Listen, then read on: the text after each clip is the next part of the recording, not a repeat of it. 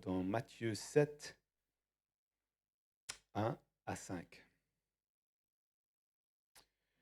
Ne jugez pas afin de ne pas être jugés, car on vous jugera de la même manière que vous auriez jugé, et on utilisera pour vous la mesure dont vous seriez servi. Pourquoi vois-tu la paille qui est dans l'œil de ton frère et ne remarques-tu pas la poutre qui est dans ton œil? Ou comment peux-tu dire à ton frère, laisse-moi enlever la paille de ton œil, alors que toi, tu as une poutre dans le tien? Hypocrite, enlève d'abord la poutre de ton œil, et alors tu verras clair pour retirer la paille de l'œil de ton frère.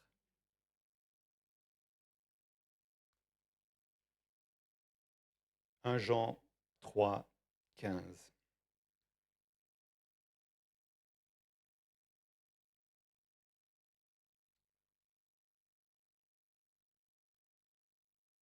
Tout homme, tout homme qui déteste son frère est un meurtrier. Et vous savez qu'aucun meurtrier n'a la vie éternelle en lui. Et puis le dernier passage, Proverbe 28, 13. Celui qui cache ses transgressions ne réussira pas, mais on aura compassion de celui qui les reconnaît et les abandonne. C'est la parole de Dieu.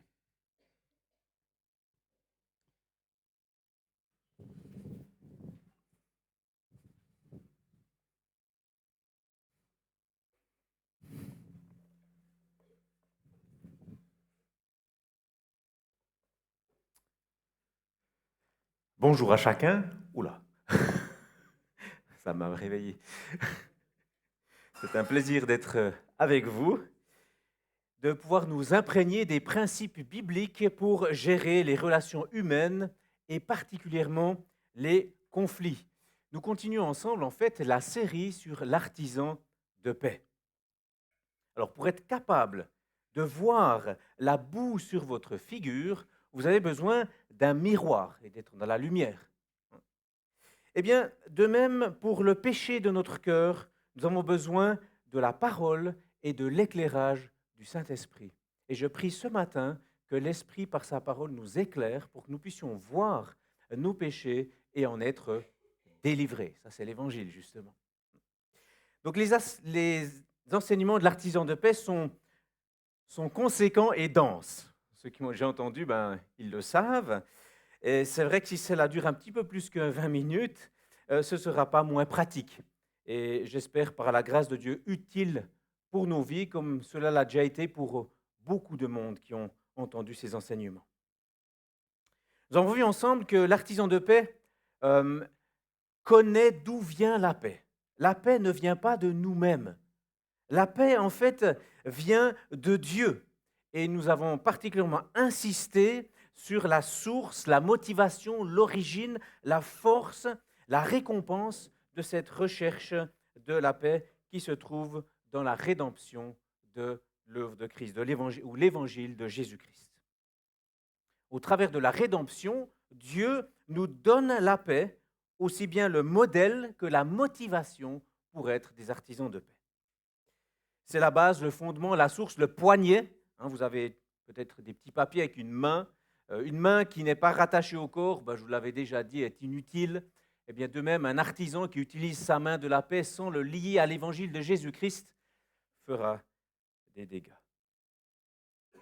La main de l'artisan de paix est un outil que j'utilise dans cette série. Vous pouvez utiliser d'autres outils, ça m'est égal, tant qu'on revient à la parole de Dieu. Mais cet outil nous aide à revenir au fondement de comment gérer les relations. Et le R de base, c'est tous des R. Chaque doigt est un R, on a déjà vu ça ensemble, cette lettre R.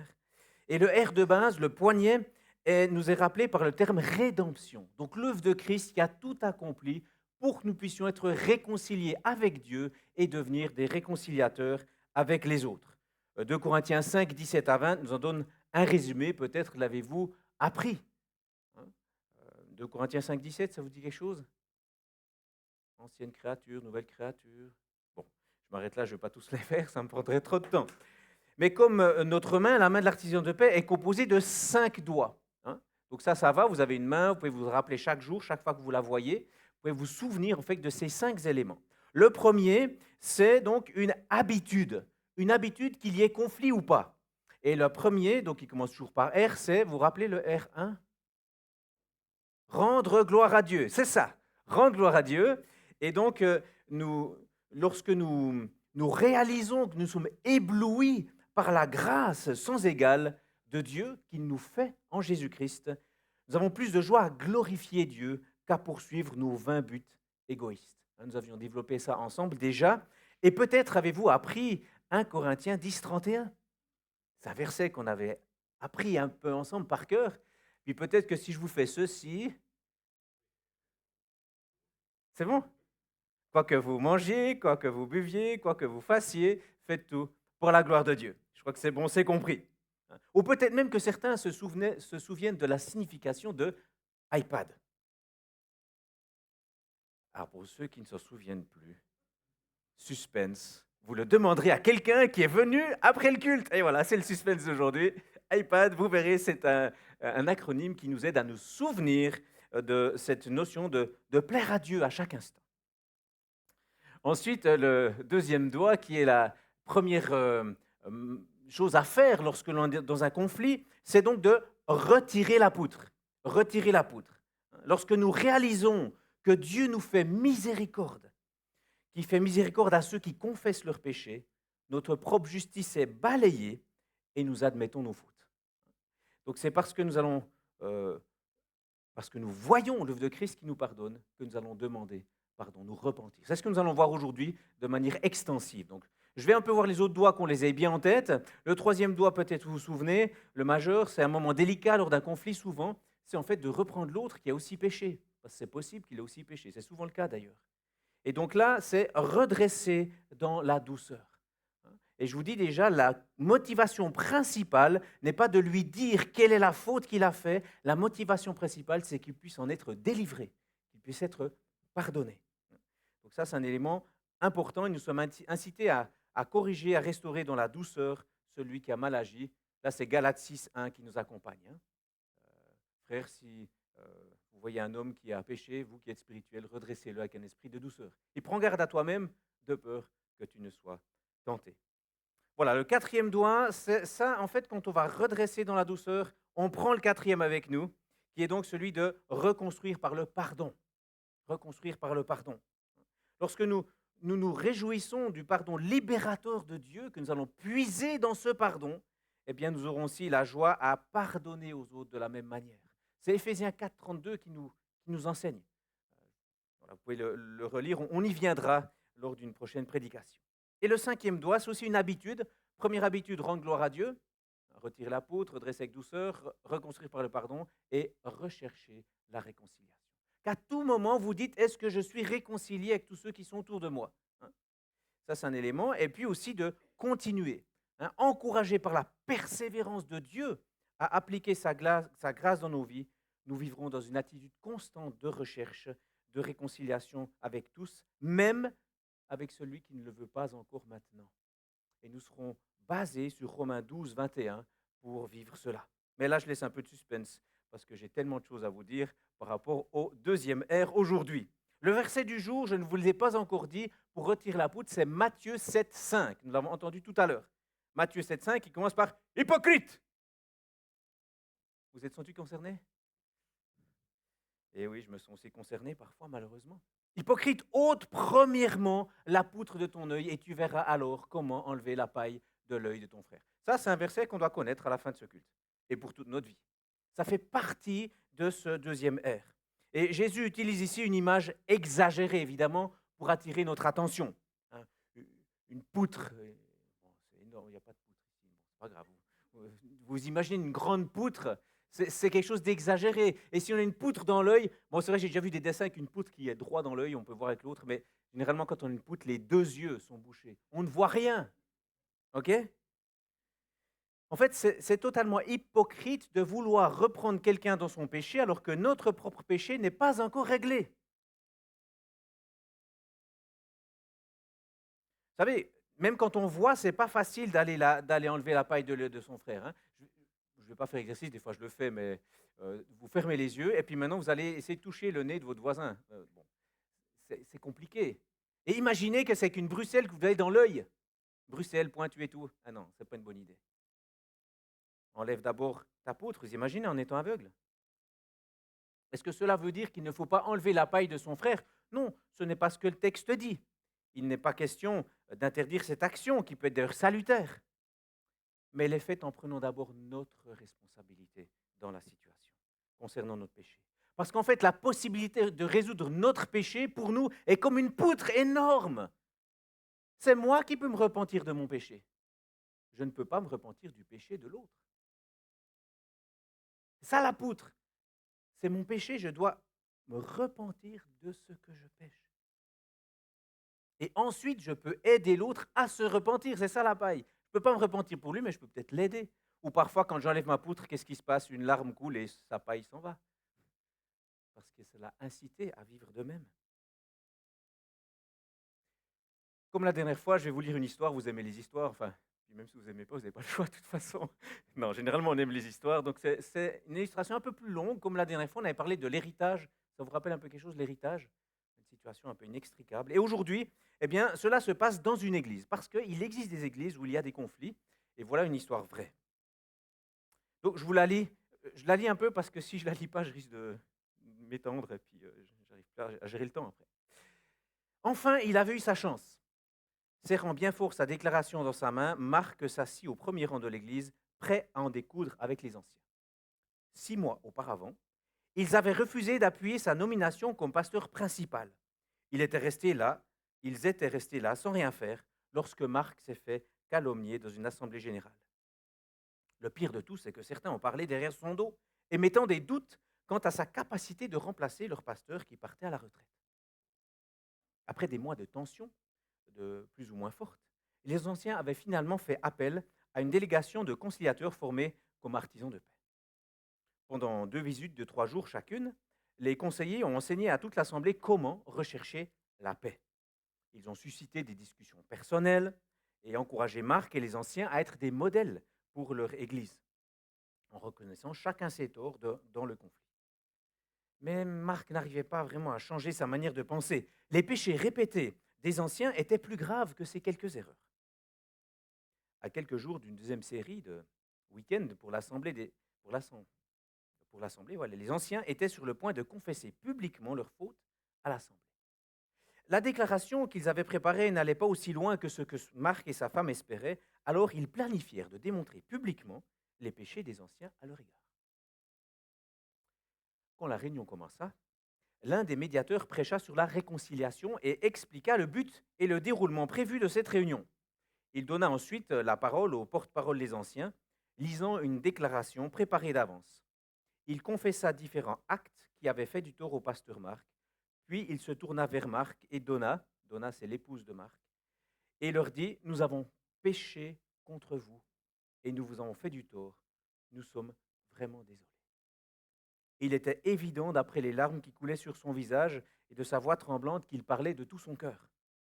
Puis un autre ancien prit la parole, confessa ses propres péchés et demanda pardon au pasteur associé et à l'assemblée. Un troisième ancien fit de même. Les conciliateurs avaient pensé que seuls 2 ou 3 anciens parleraient, mais les sept autres des 9, donc tous, ont ajouté leur confession personnelle à la déclaration qui avait été faite. Marc luttait dans ses pensées. Il était toujours en colère et blessé, mais les paroles des anciens avaient creusé une brèche dans le mur qu'il avait construit dans son cœur. Et son épouse vit qu'il avait besoin d'un moment pour remettre ses idées en place. Alors elle se leva et s'approcha du micro. Se tournant vers les anciens, Donna dit, « J'étais venu ce soir pour dire à tout le monde combien vous nous aviez blessés. Mais maintenant, Dieu m'a montré combien j'avais tort. J'ai finalement compris ce que le Seigneur voulait dire dans 1 Jean 3, 15. En m'accrochant à ma haine, je vous ai assassiné dans mon cœur pendant plusieurs mois. Je suis plus coupable que vous ne l'êtes. Je vous pardonne et je vous demande de me pardonner. » En revenant à sa place, on pouvait voir sur son visage la liberté qu'elle ressentait. Son amertume avait été balayée. Les pieds de Marc étaient comme mous. Quand il se leva, il s'avança vers le micro. La bataille dans son cœur était arrivée à son apogée.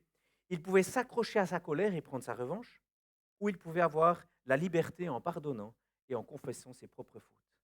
Et avec une grande émotion, il réalisa qu'il ne pouvait pas faire les deux. Aide-moi, Seigneur, pria-t-il silencieusement alors qu'il s'approchait du micro. Soudain, ses mains s'ouvrirent, ses notes tombèrent à terre. Se tournant pour faire face aux anciens, il parla comme il n'avait jamais prévu ce soir-là. Donna a tort. Je suis la personne la plus coupable. En tant que pasteur associé, j'aurais dû montrer un exemple d'humilité, de soumission. J'aurais dû avoir confiance en Dieu qui œuvre par les anciens de l'Église et l'Église pour le choix d'un nouveau pasteur de cette Église. Mais au lieu de cela, j'ai laissé mon désir d'occuper cette place prendre le dessus. Et j'ai choisi de faire à ma manière. Je me suis élevé et me suis mis sur la défensive lorsque certains ont mis en doute mes capacités. J'étais en colère que des gens parlent derrière mon dos, mais j'ai fait exactement la même chose. Au lieu d'aller voir ceux qui avaient parlé contre moi, je les ai évités. Et je me suis enfermé dans l'amertume. Même quand certains m'ont demandé pardon, j'ai refusé de l'accorder. J'ai misérablement échoué dans mon rôle de pasteur. Et le pire, c'est que j'ai entraîné Donna, ma femme, dans mon amertume. Je demande pardon à Dieu et j'espère qu'il vous donnera la grâce de me pardonner. Les anciens se sont levés d'un seul coup pour embrasser Marc.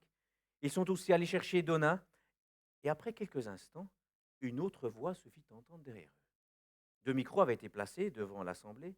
Un homme âgé se leva devant eux, voulant aussi partager sa faute.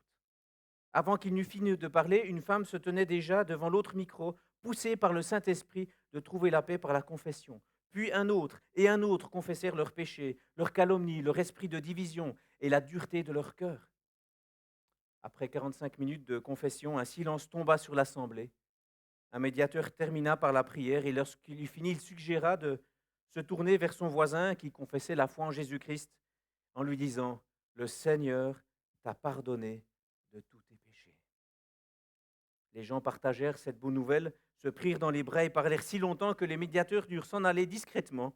Ils savaient que ces gens étaient entre de bonnes mains, les mains de Dieu. Cette histoire vraie, une parabole moderne, nous aide à comprendre l'importance d'enlever sa poutre. L'importance d'enlever sa poutre. Vous vous souvenez de Matthieu 7,5 ? Hypocrite, ôte premièrement ta poutre, et alors tu verras comment enlever la paille de l'œil de ton frère. Nous allons donc maintenant voir trois choses. La première, c'est qu'est-ce qui nous motive à enlever la poutre de notre œil ? Deuxièmement, la poutre commence dans notre cœur, comme les conflits. Et troisièmement, la repentance qui libère de la poutre du péché. Et vous verrez que ce troisième point peut bouleverser votre vie. Donc attention, c'est dangereux, c'est biblique. Alors qu'est-ce qui nous motive à ôter la poutre de notre œil ? Alors lorsque nous réalisons que Dieu fait miséricorde à celui qui se repent, en fait, plus rien nous retient d'avouer même les fautes que nous pensons les plus minimes. Vous savez, dans Matthieu 7, si on prend un peu le contexte, il est dit, c'est du jugement dont vous jugez qu'on vous jugera, de la mesure dont vous mesurez qu'on vous mesurera. Donc si la mesure que vous utilisez pour juger vos actions, qui est de vous auto-justifier, comment pouvez-vous demander à votre offenseur d'agir différemment ? Si par votre jugement vous dites que l'autre a totalement tort, ou du moins plus que vous, pourquoi ne ferait-il pas de même ? Ou pourquoi Dieu ne ferait pas de même avec nous ? C'est du jugement dont vous jugez qu'on vous jugera, de la mesure dont vous mesurez qu'on vous mesurera. Si vous êtes parti, revenez. Il y a une phrase importante ici. Écoutez ça, c'est très fort. Notre motivation à ôter la poutre de notre œil ne vient pas de ce que nous pouvons gagner. Ça ne vient pas de ce que nous pouvons gagner, mais de ce que nous avons reçu. De la miséricorde de Dieu que nous avons reçue. C'est ce qui nous motive à nous repentir. C'est ce qui nous motive à retirer notre poutre. Si nous sommes enfants de Dieu, nés de nouveau dans la famille de Dieu, nous avons reçu des promesses tout simplement extraordinaires. Jésus a tout payé pour nous, tout. Nous n'avons pas à avoir de crainte d'avouer un péché. De dire, pour celui-là, il n'a pas payé. Non, il a payé pour tout. Oui, c'est vrai que nous sommes honteux lorsque nous avons un péché. Parce que, en tant qu'enfant du Saint des Saints, on ne peut pas prendre un péché à la légère, c'est vrai. Mais Christ a payé. Il a pris la condamnation qui pesait sur tous. Tout est totalement payé. La dette est payée. Et ma honte n'est pas un prix que je paye face au péché. Non, c'est une conséquence du péché lorsque nous nous trouvons devant le Dieu saint. C'est vrai, mais ce n'est pas un prix à payer. Il a tout payé.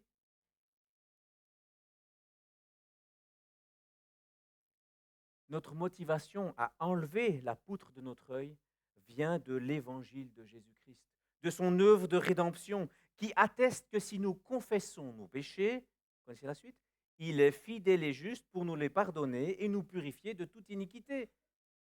C'est 1 Jean 1,9 qui est bien connu, et c'est très bien qu'il soit connu, et qu'on le garde. Mais je ne sais pas si vous avez déjà vu quel argument est utilisé dans ce verset. Il n'est pas dit que je vous pardonne parce que je vous aime. Si vous confessez vos péchés, il est fidèle et juste pour vous pardonner. Fidèle et juste. La fidélité et la justice de Dieu. Il n'est pas question de miséricorde ou d'amour, de grâce ici. Simplement parce que Christ a déjà payé, donc Dieu est juste et il ne te fera pas payer une deuxième fois. Pour ça qu'il pardonne. Il a payé et il est fidèle parce que lorsqu'il dit qu'il nous a sauvés, comme dans Tite 3, 4 à 7, il reste fidèle. Nous allons donc vivre cette étape d'enlever la poutre de notre œil parce que nous réalisons que Dieu fait miséricorde. On enlève la poutre de notre œil parce que Dieu fait miséricorde. Il fait grâce, il restaure, il renouvelle, il accorde son pardon à celui qui confesse son péché. À celui qui confesse son péché parce que Jésus a déjà payé pour celui qui se repent. Il a déjà payé.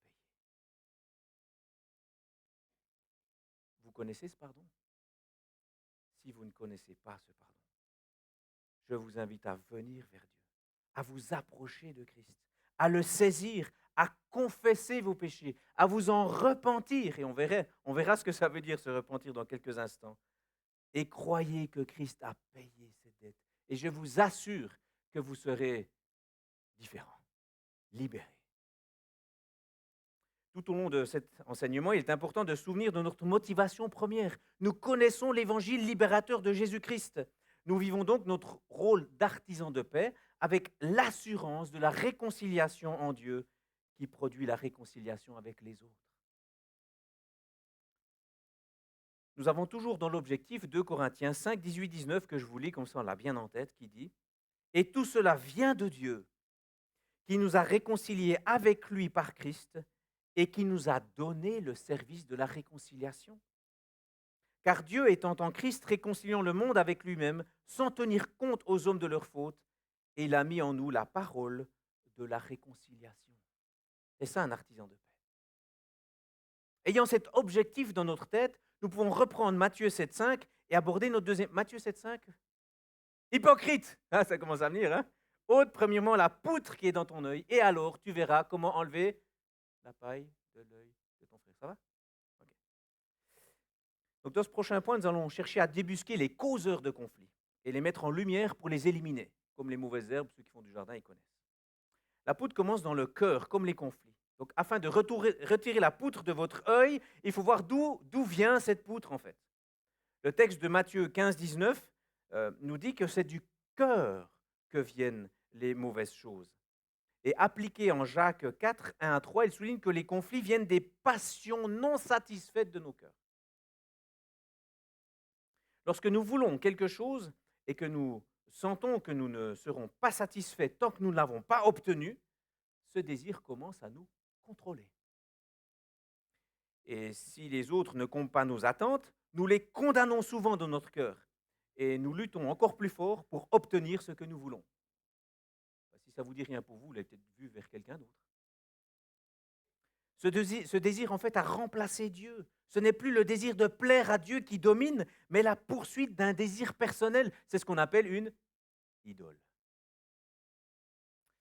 Donc j'aimerais parler avec vous un peu du processus de fabrication d'idoles. Pas parce qu'on va en faire, hein, mais pour les débusquer, pour se rendre compte quand elles arrivent, ces idoles.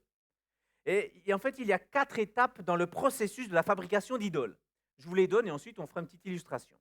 Les 4 étapes, c'est je désire, j'exige, je juge et je punis. Je désire, j'exige, je juge et je punis. Et Dieu m'a permis de reconnaître ces étapes dans ma vie à plusieurs reprises. Et je vais donc vous expliquer ces 4 étapes avec un exemple tout concret. J'ai un désir, c'est de ne jamais jeter de nourriture. C'est bien, non? C'est bien. Je l'affirme, c'est bien. C'est une bonne chose. Il n'est pas mauvais en soi. Mais, et avec mon épouse, on continue à avoir ce désir. Mais je me suis rendu compte que ce désir était beaucoup plus fort qu'un simple souhait et une façon de vivre. C'était une exigence. Et je l'ai découvert lorsqu'un jour, j'ai dû jeter un petit cornet qu'on avait reçu parce que la nourriture était devenue avariée. Bon, jusque-là, désir, exigence dans ce domaine, on pourrait dire, pourquoi pas, hein, c'est bien d'être exigeant dans le sens de vouloir les choses, de les vivre. Mais le problème, c'est que je n'en suis pas resté là. J'ai jugé ma femme à ma honte. Et je dois dire que je l'ai critiquée et condamnée. Même si on ne savait pas que ça ne se conservait pas en dehors du réfrigérateur d'ailleurs. Et dans mon jugement, je l'ai punie en lui disant des paroles blessantes. Les idoles, en fait, demandent toujours des sacrifices. Et j'ai donné les douleurs de ma femme à cette idole.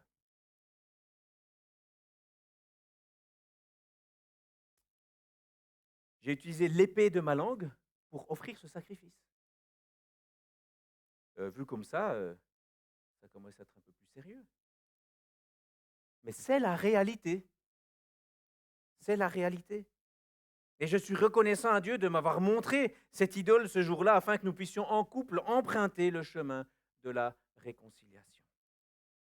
Le Seigneur m'a fait la grâce d'enlever ma poutre et de demander pardon à mon épouse. Alors même si cette idole paraît petite, elle nous a pris du temps, de l'énergie. Imaginez-vous si une idole prend des jours, des semaines, voire des mois. Quelle perte de force et quelle blessure profonde.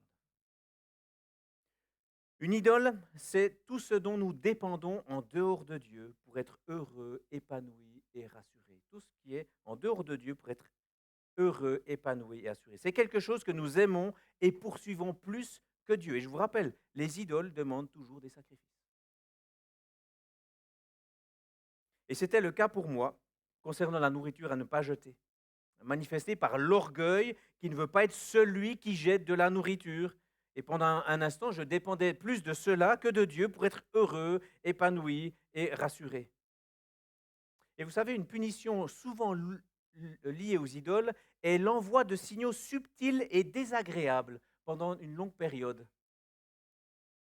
Alors si vous vous rendez compte que vous êtes en train de punir pour obtenir quelque chose pour vous-même, peut-être de façon subtile, c'est le moment de débusquer votre idole afin de l'écarter. Vous commencez à mieux comprendre le texte de Hypocrite, ôte premièrement la poutre de ton œil, et tu verras comment enlever la paille de l'œil de ton frère. Et remplaçons cette poutre idole par l'adoration du vrai Dieu.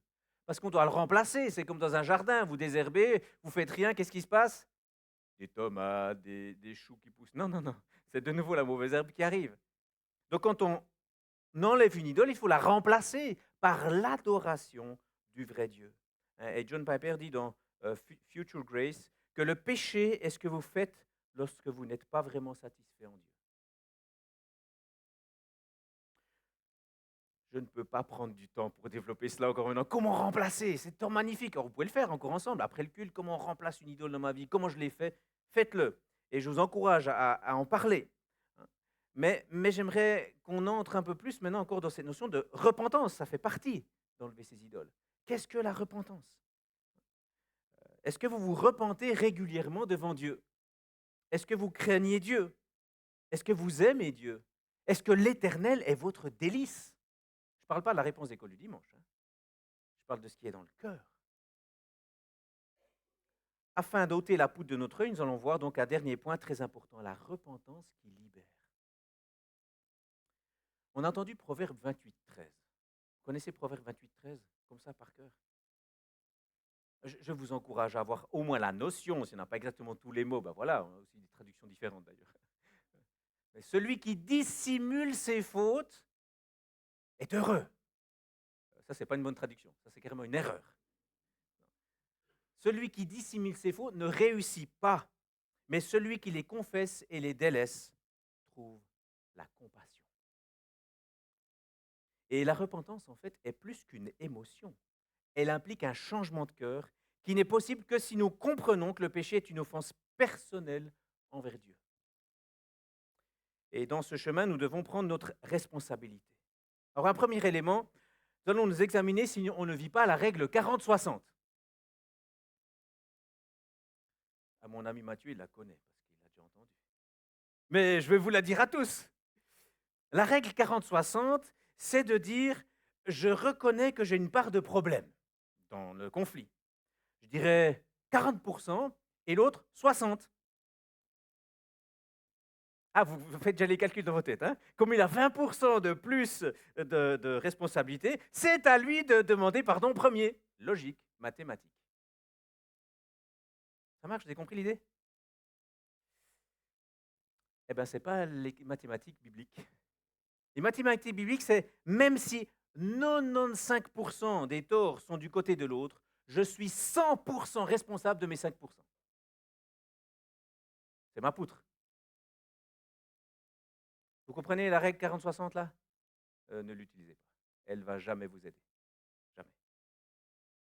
Donc il est fondamental de demander à Dieu de montrer clairement notre péché, de réfléchir à notre vie, des questions qu'on peut se poser quand on est dans un conflit. Je vous en donne en vrac là. Vous êtes prêts? Ça va aller vite. Hein?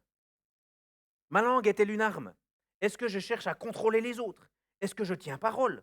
Est-ce que je respecte l'autorité? Est-ce que je vis la règle d'or de Matthieu 7, 12? Matthieu 7, 12. Faites aux autres ce que vous aimeriez que l'on vous fasse. Vous connaissez l'idée? Okay. Est-ce que je vis cela? Est-ce que j'agis poussé par de mauvais désirs?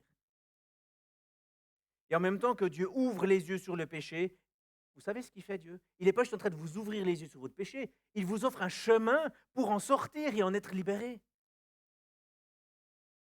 Et ça passe par la repentance. Par la repentance. Pour être libéré, il faut apprendre à confesser ses fautes avec sincérité et sans condition. Alors maintenant, je vais vous dire quelques phrases. Ne les retenez pas. Mais c'est des phrases qu'il ne faut pas dire. Vous avez compris? Bon, alors, une première phrase. Je suis désolé si je t'ai blessé. Ou bien, oublions cette histoire. Ou bien, oh, je pense que j'aurais pu faire mieux.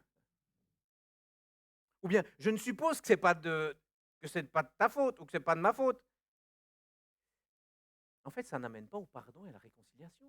Ce n'est pas de la repentance. Si nous voulons vraiment faire la paix, demandons à Dieu la grâce de nous repentir, de confesser avec humilité et sincérité nos fautes. Et j'aimerais vous donner une manière qui vous aide à faire cela. Une manière que j'appelle les 7 A de la repentance qui libère. Les 7 A de la repentance qui libère. Et je vous invite à vous imprégner de cela. Peut-être au début d'avoir même votre checklist. Puis après, quand c'est dans la tête, il n'y a plus besoin de checklist. Mais vraiment pour vous aider à ne pas vivre ces repentances qui n'en sont pas, en fait. Et qui n'aident pas l'autre à pardonner, en plus. J'ai trop souvent vu, en fait, des repentances qui n'en étaient pas. Quelqu'un dit, Seigneur, je te demande pardon pour mes péchés. Amen. Bon, c'est un bon début, mais ce n'est pas de la repentance. Au moins, il y a une conscience qu'il y a des péchés qu'il faut le confesser à Dieu. D'accord, mais ce n'est pas de la repentance. Quelqu'un vient vers vous, il vous a volé des choses, il vous a fait du mal, il vous a blessé, etc. Je te demande pardon pour tout ce que j'ai fait de mal. C'est là, ok, bon, c'est déjà bien qu'il y ait une notion, mais ce n'est pas de la repentance. Bon, les 7 A, vous êtes prêts? Alors, le premier A. Aller vers chaque personne impliquée pour confesser sa faute. Ça sera engageant, hein, je vous dis tout de suite. Mais c'est de la repentance biblique. Alors, bien entendu, il y a des péchés où tous les péchés offensent d'abord Dieu. C'est évident. Donc, si vous n'allez pas vers Dieu quand vous péchez, il y a un petit problème de compréhension. Donc, premièrement, c'est d'aller vers Dieu, c'est vrai, et qu'il faut confesser les péchés. Et un péché de cœur qui n'affecte pas directement les autres ne doit pas être confessé à l'autre. Je ne vais pas aller vers Lionel et dire, Lionel, j'ai pensé du mal de toi hier. Je te demande pardon. Déjà, il ne le savait pas. Ça ne lui avait rien fait jusqu'à ce que je lui dise ça. Non. Si c'est dans mes pensées, je vais demander pardon à Dieu. Et si j'ai besoin de quelqu'un pour m'aider à être euh, quelque part sûr, si Satan vient frapper à ma porte que je me suis repenti, ben, je prends un témoin. Oui, parfois c'est important de prendre un témoin quand on confesse ses péchés, même des péchés de cœur, c'est vrai. La parole nous enseigne de confesser ses fautes devant témoins aussi. C'est Jacques 5,16 qui le dit justement, de confesser aussi devant témoins certaines fautes qui sont aussi dans le cœur. Mais dès que le péché touche quelqu'un d'autre, il faut aller vers la personne impliquée. C'est vraiment important. Et non, mais je me retiens, j'aurais tellement d'exemples que j'aimerais vous dire. Non, je ne me retiens pas, là, je vous le dis quand même. Par rapport à la notion aussi, j'ai un exemple qui me vient en tête, qu'une fois, j'avais calomnié quelqu'un. Désolé. Et je me suis rendu compte, j'avais discuté avec quelqu'un, et je me suis rendu compte le soir, on discutait, j'ai calomnié une personne. J'ai appelé cette personne le lendemain, j'ai dit, écoute, est-ce que tu as parlé à quelqu'un d'autre de notre discussion? Parce que j'aimerais d'abord te dire, je te demande pardon, parce que ce que j'ai dit était faux de cette personne. Alors j'étais tellement heureux qu'il avait parlé à personne, mais c'est arrivé que j'ai dû téléphoner à une ou deux autres personnes pour dire ce qu'il t'a dit, c'est moi qui ai dit, c'était faux. Je demande pardon, j'ai mis une mauvaise image de cette personne. On doit aller jusque-là si on veut vivre réellement la repentance et qu'il y ait un rétablissement. C'est moi qui ai fait le problème, c'est pas les autres, c'est moi qui l'ai lancé. Bon, vous comprenez, aller vers toutes les personnes concernées? Waouh, le premier A, il est déjà engageant, hein. Puis le deuxième, il va vous marquer. Les autres, j'irai un peu plus vite. Le deuxième, il va sûrement vous marquer. Moi, il m'a beaucoup marqué. Abandonner les 6 mais peut-être dans sa confession. Une des confessions les plus courantes est je suis désolé si j'ai fait quelque chose qui t'a énervé. Vous avez déjà entendu ça? Je suis désolé si j'ai fait quelque chose qui t'a énervé. Le mot si annule la confession, car vous ne savez pas si vous avez fait du mal. Et je vais vous donner la traduction, hein, parce qu'une traduction de je suis désolé si j'ai fait quelque chose qui t'a énervé. Voilà la traduction, écoutez bien. Il est clair que tu es énervé par quelque chose. Je ne pense pas avoir fait quelque chose de mal, mais pour que tu arrêtes de me casser les pieds, je t'offre cette demande de pardon. En plus, parce que je ne sais pas ce que j'ai fait de mal, je ne sais vraiment pas ce que je devrais améliorer plus tard. Ainsi, ne t'attends pas à ce que je change. C'est seulement une question de temps avant que je refasse la même chose. C'était la traduction de je suis désolé si j'ai fait quelque chose qui t'a énervé. Abandonner les si. Ah, combien de fois, c'est dangereux d'enseigner parce que je suis obligé de le vivre. Mais combien de fois j'ai dû me reprendre? Ou les mais. Ah, les mais. Les mais sont pas mieux dans le domaine de la confession, hein. Ce petit mot a une capacité étonnante à faire oublier ce qui a été dit précédemment. Je suis désolé d'avoir froissé tes émotions, mais tu m'as vraiment énervé, évidemment. Ou bien, je sais que j'ai tort, mais toi aussi. Attends, mais le problème là, c'est que je suis en train de confesser ma faute, pas la tienne. Ça, c'est le R3, ça viendra plus tard. D'abord, c'est enlever sa poutre. Comment tu vas aller enlever la paille de l'autre là? Une confession avec un mais n'est pas un chemin efficace qui conduit à une réconciliation véritable. Et s'il y a quelque chose à dire à l'autre personne, je l'ai dit, c'est l'autre étape. Le mot peut-être aussi atténue la confession, hein. Peut-être que je t'ai fait du mal. L'autre, il dit, si quelqu'un vous dit ça, vous dites, mais non, il n'est pas en train de confesser sa faute, il est en train de l'excuser. Ou bien il me semble que j'ai eu tort quand j'ai dit ces choses sur toi. Non. Abandonnons les si, mais peut-être, il me semble, et disons, j'ai eu tort lorsque j'ai dit ces choses sur toi. J'ai péché en disant ces mensonges sur toi. C'est faire face à ces péchés. Ce n'est pas les atténuer ou les minimiser. Et rappelons-nous, nous ne le faisons pas parce qu'on est dans une situation, on ne sait pas si on sera pardonné. Nous avons une assurance en Christ. Nos péchés sont pardonnés. Oui, c'est vrai que par rapport à l'autre personne, on ne sait pas encore. Et là, ça s'appelle pour le rétablissement de la relation. Voilà, là, il y a un cheminement, c'est vrai. Mais face à Dieu, nous sommes pardonnés. Si vous mourrez là, paf, il vous a pardonné. Je n'ai pas la pression, s'il ne me pardonne pas, je ne pourrai jamais être pardonné. Non, non. Christ est mort et a payé. On est au deuxième A, mais je vous ai dit, ça va plus vite, hein. Donc, allez vers toutes les personnes concernées, abandonnez les si mais peut-être, avouez spécifiquement vos fautes. Donc, être précis, hein, permet de savoir ce que nous devons changer notre comportement, permet aussi à l'autre de savoir de quoi vous vous repentez. Il y a eu plusieurs choses qui se sont passées, vous allez vers quelqu'un, je te demande pardon.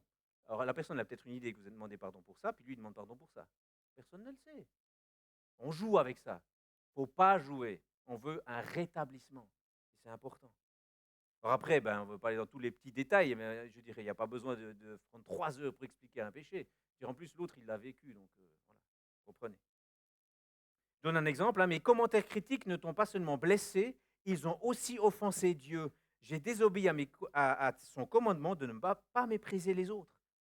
C'est mieux de dire ça, peut-être avec vos mots, hein, là c'est peut-être un peu développé, mais quand même avec ces notions-là, au lieu de dire ah, j'ai été maladroit, excuse-moi. 4e A. Admettez la blessure infligée par votre faute. Admettez la blessure infligée par votre faute.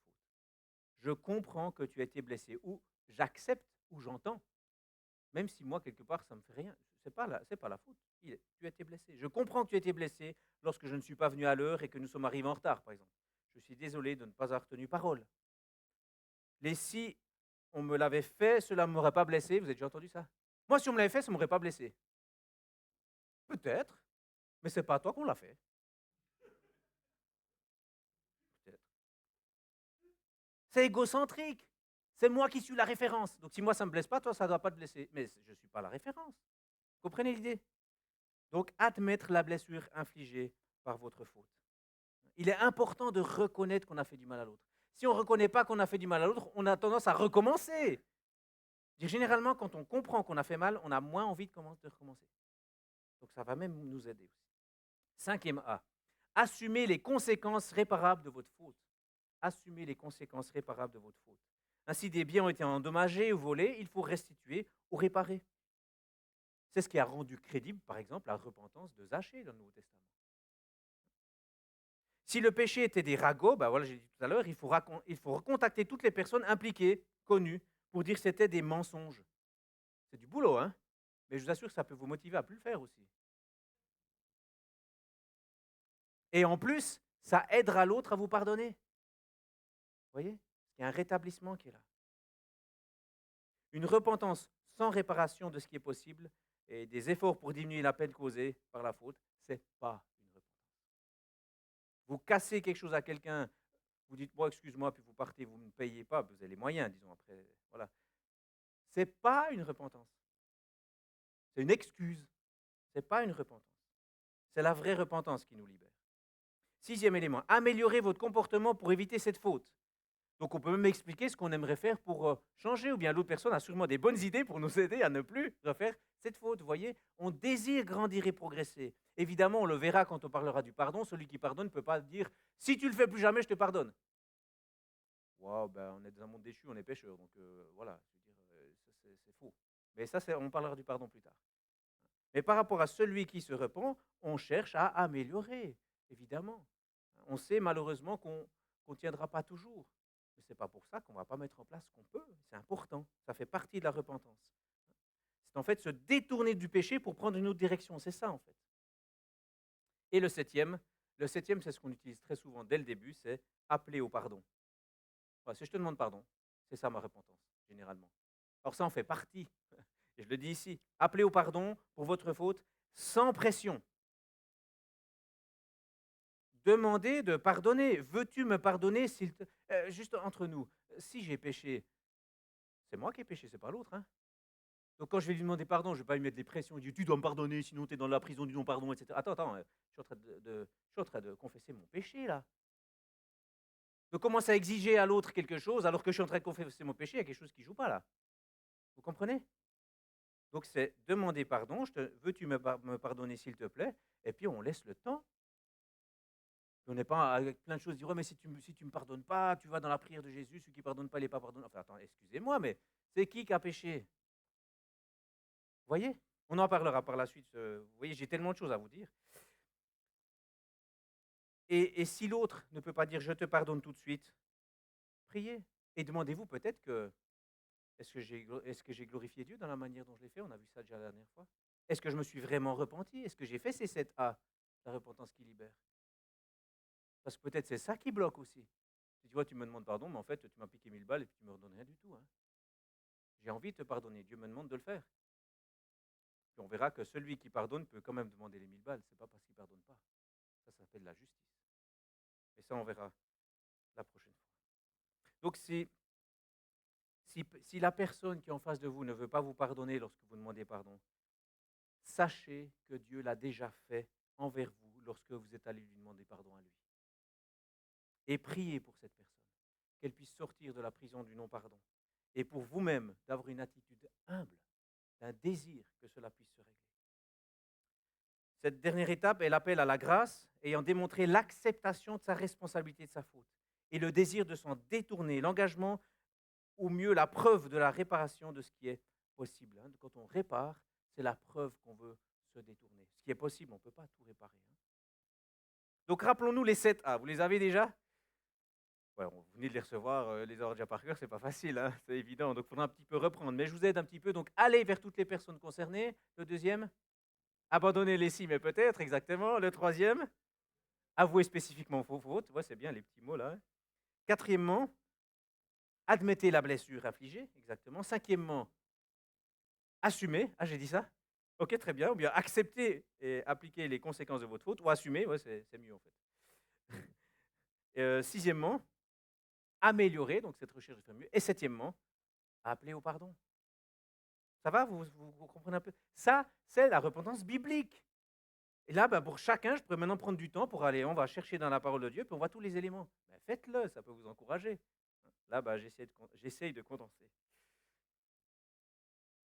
Donc, n'hésitez pas à reprendre tout cela. Et j'arrive à la conclusion. Ouf, c'est bon, on y arrive. Et ma conclusion, elle est une phrase, donc ça va, c'est pas trop long. Il y a ceux qui disent on conclut, et puis on refait encore une heure. Non. Je vous lis une phrase. Je vais vous la lire 2 fois, et ensuite je prie courtement et c'est terminé. Écoutez bien. C'est en fait l'engagement de l'artisan de paix en lien avec retirer la poutre. Au lieu d'attaquer les autres ou de s'arrêter sur leur tort, nous assumerons la responsabilité de notre propre contribution au conflit. En confessant nos péchés, en demandant à Dieu de nous aider à changer toute attitude ou habitude qui mène au conflit, et en cherchant à réparer tout tort que nous avons causé, ceci parce que nous réalisons que Dieu fait miséricorde à celui qui se repent. Elle était longue, mais je la relis. Au lieu d'attaquer les autres ou de s'arrêter sur leur tort, nous assumerons la responsabilité pour notre propre contribution au conflit. En confessant nos péchés, en demandant à Dieu de nous aider à changer toute attitude ou habitude qui mène au conflit, et en cherchant à réparer tout tort que nous avons causé, ceci parce que nous réalisons que Dieu fait miséricorde à celui qui se repent. Prions. Éternel notre Dieu, nous te remercions parce que Christ a tout payé.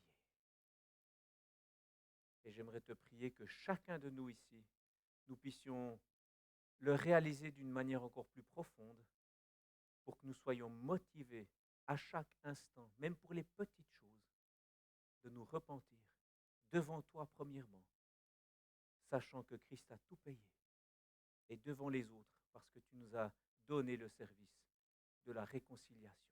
Aide-nous, Seigneur, à être des artisans de paix appuyés sur toi, dans le beau nom de Jésus-Christ.